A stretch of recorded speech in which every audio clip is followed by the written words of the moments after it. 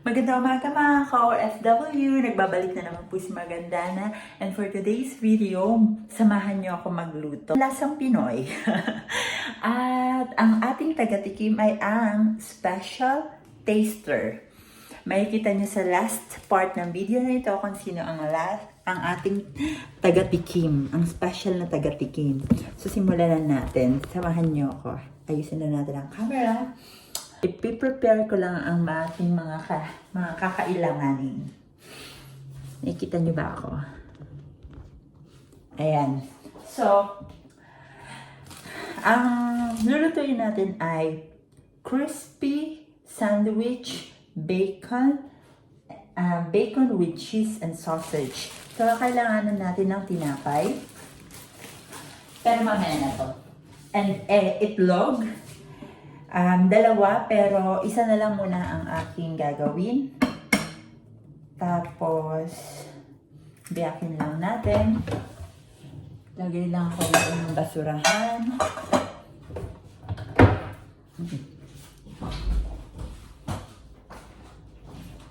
And, kakailangan na natin ng breadcrumbs. Bubuksan ko lang.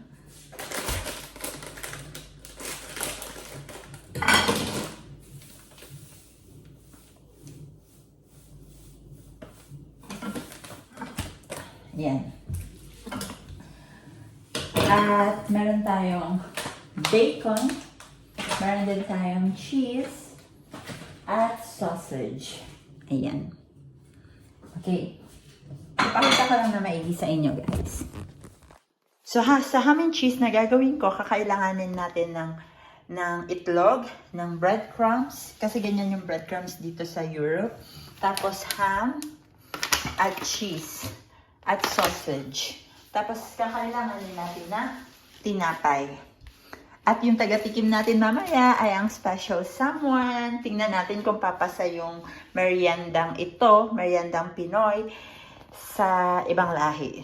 Abangan natin. So, ganito lang yan. Lalagay natin itong tasty bread. Tapos, yung ham.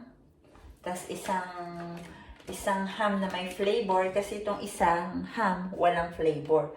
So, lagyan natin ng isang may flavor. Tapos, isang sausage. Tapos, i-roll na natin. Kaso yung isa kong kamay, may hawak na camera. Ilapag ko lang dito. Ayan. Tapos, i-roll na natin. Ay, cheese pa pala. Nakalimutan ko yung cheese. Okay, so, i-roll na natin. Pero lalagyan natin ng cheese. Oh, napunit siya.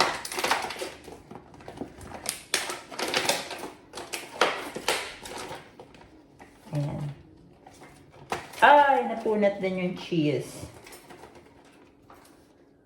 Ayan. So, lagyan natin ng isang cheese. Okay. Tapos, i-roll na natin siya.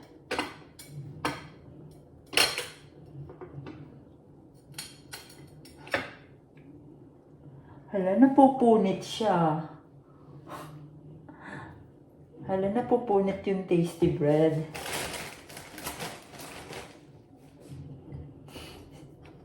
Pindutin ko nga muna. Kasi napupunit siya eh. Napupunit yung bread. Hindi siya dapat mapunit. O baka ano muna. Isosoak muna. Hindi, ang alam ko hindi mo na isusoak eh.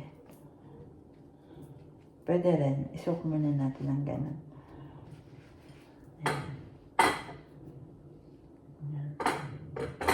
Tapos i-roll na natin.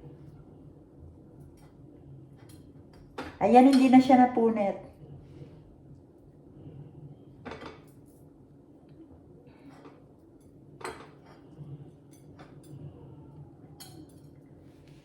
Ayan, hindi na siya napunit. Tapos, isusoak ko na siya sa egg. Para mamaya fried na lang ako ng fried.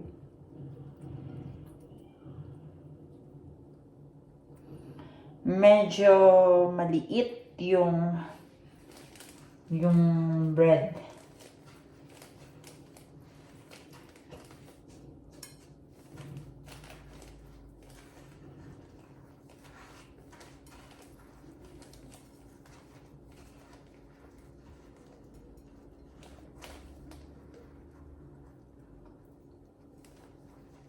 Tapos, ayan. Dapat ganito yung kakalabasan niya.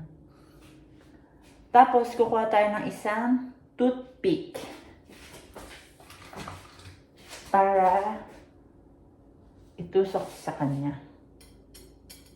Hindi, actually, dito na sa gitna.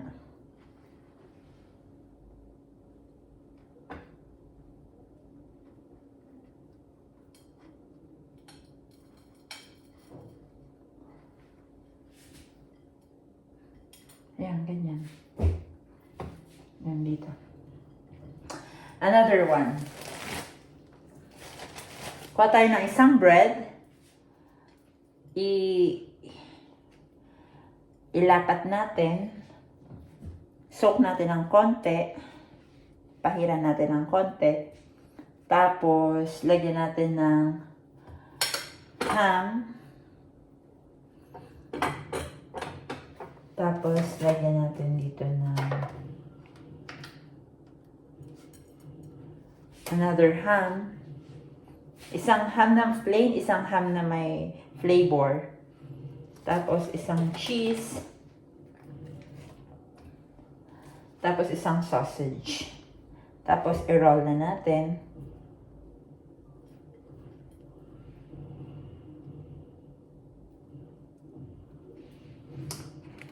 Sausaw lang natin siya sa egg.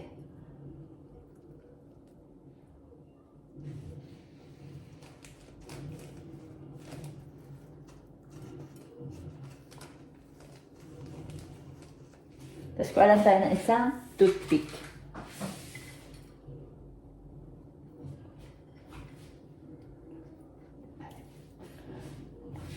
Yun lang. At frying time! Ito na po siya.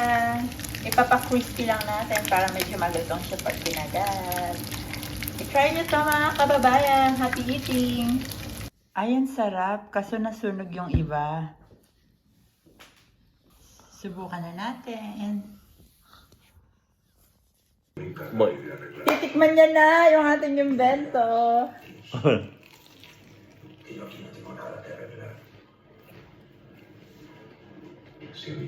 Qué rico. No broma, porque hay